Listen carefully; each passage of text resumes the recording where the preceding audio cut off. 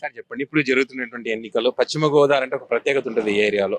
So ఇక్కడ ఇప్పుడు జరుగుతున్నటువంటి ఇప్పుడు ఈ తాడేపల్లిగూడెం నియోజకవర్గం సంబంధించి ఇక్కడ ఎవరు గెలిచే అవకాశం ఉంది, ఎందుకు ఉన్నట్టు?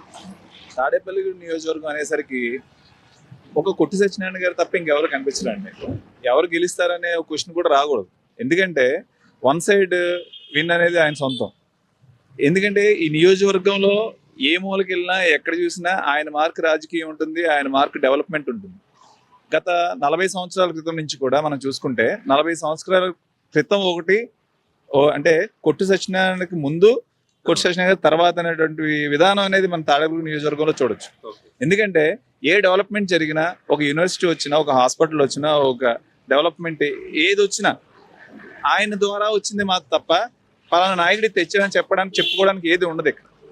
ఎందుకంటే మనకి ఇటువంటి నాయకులు చాలా అరుదుగా ఉంటారు.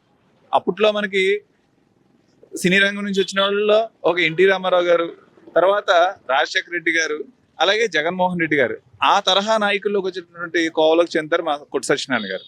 ఎందుకంటే ముక్కుసూటితనంగా మన పరా భేదం ఉండదు. ఏదైనా ఏది నిజమైతే దాని వైపే ఎదురుకెళ్తారు, ఏది కరెక్ట్ అయితే అదే చేస్తారు.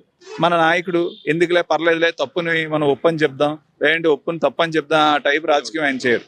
నిజాయితీగా ముక్కుసూటిగా రాజకీయం చేస్తారు. అందుకే ఆయనకి ఆ పేరు. ముక్కుసూటిగా ఉంటారు కనుక కోపంగా ఆయన మాట్లాడే విధానం కోపంగా ఉంటుంది. కాకపోతే నిజాయితీగా ఉన్న వాళ్ళు ఎప్పుడు కూడా కోపంగానే ఉంటారు. అంతేగాని డబుల్ రాజకీయం చేయడం అనేది ఆయనకు రాదు.